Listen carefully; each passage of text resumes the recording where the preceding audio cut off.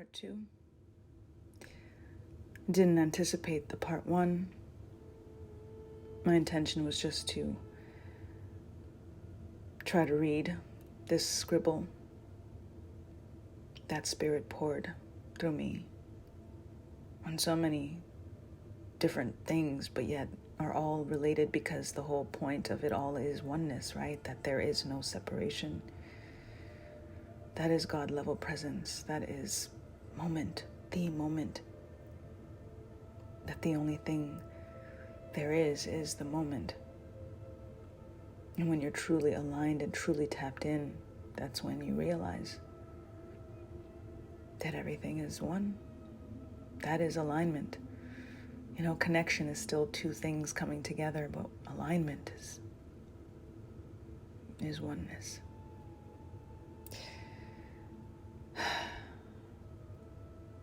Part 1, I guess, served as a type of intro that I didn't, again, anticipate it being as long as it was, and why I'm also, as expressed in Part 1, being very mindful and soulful of time, my time and your time. And also because I'm realizing the importance of the message, not even in the messenger. You know, we get caught up in focusing on the messenger sometimes and we miss the message, and it's always the message. That is the point. And sometimes we miss the message when something is too long, too drawn out, taking too much time. So I'm going to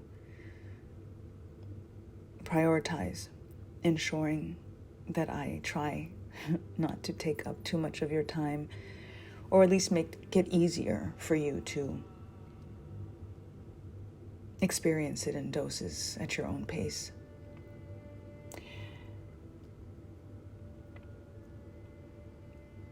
When I started writing, when I started scribing, when I started just scribbling as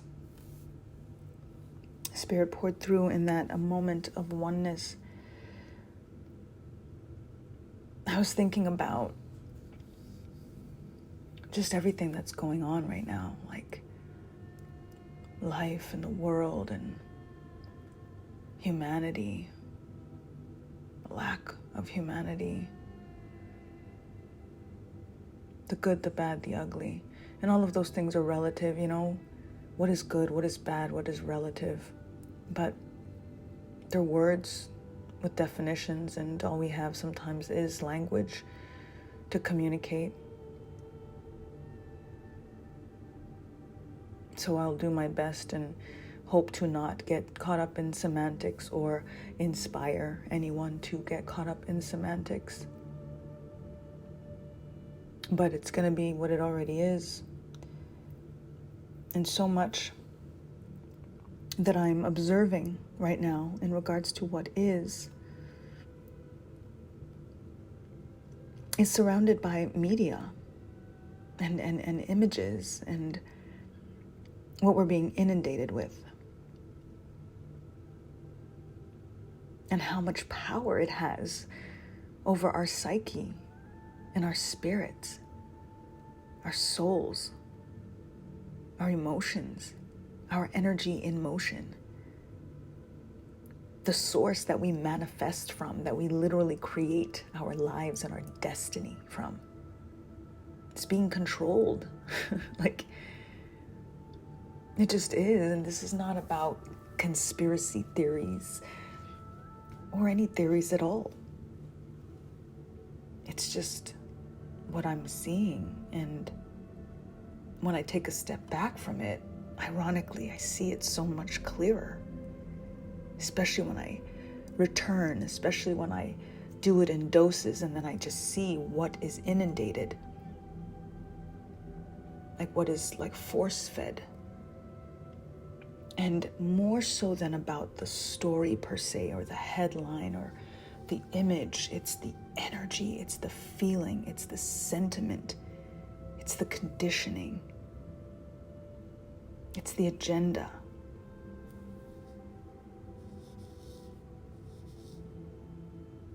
Everything the media controls is to keep our vibrations low. it just is. I mean, it's not to say that there are no warm and fuzzy stories out there. Sure, sure. And look for them. You gotta look for them more, for sure. But I mean, what's splashed, what's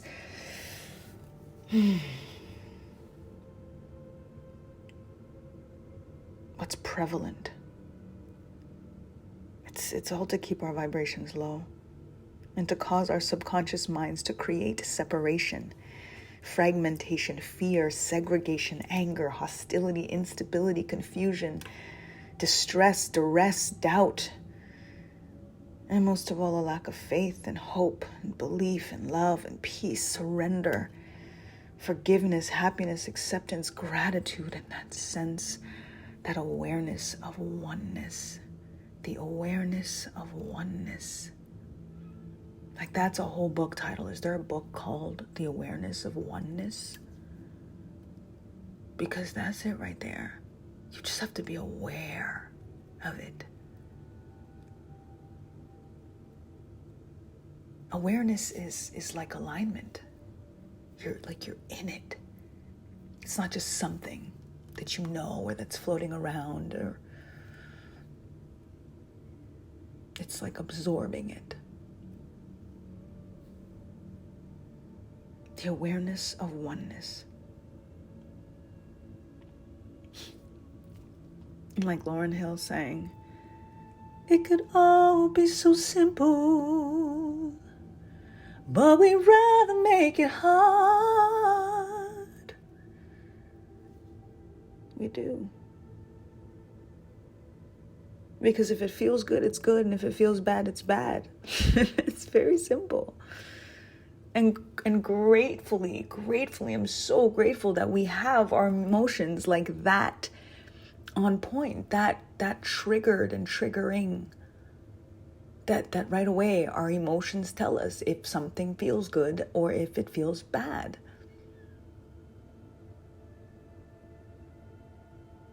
Even if we can't name it good or bad, it's a feeling that's or like we feel it.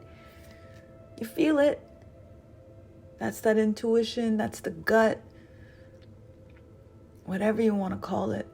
There's the thing, and you feel it, and you could put a name to it, your own. But you know when it's up, and you know when it's down. I won't even say when it's light versus dark, because the dark serves, it does, and not demonic in a sense, not that stolen definition of dark. If you think about dark matter, even within ourselves, there is literally a void, that void essence in us, that junk DNA in us, that is the majority of what we're composed of, is what like dark matter, that dark energy in the universe is. The black holes. That's what we're made of. That's our most magic stuff.